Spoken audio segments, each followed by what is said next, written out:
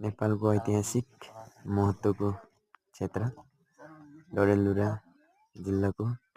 अमरगढी नगरपालिकामा पर्ने अमरगढी किल्ला, जुन हाम्रा पुर्खाहरूले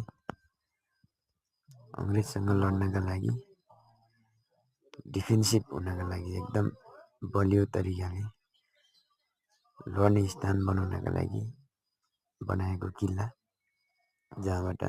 दुश्मनले यदि यो डिफेन्स इलाका क्याप्चर गरेको खण्डमा यो बाटोबाट तल रोडमा निस्केर भाग्ने बाटो हो यो।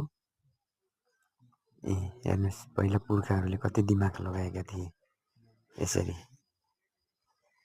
शत्रुलाई एकदमै सरप्राइजमा पार्ने, शत्रुले पत्तै नदेखिन भाग्ने, डिसेप्सन पार्ने बाटो हो यो।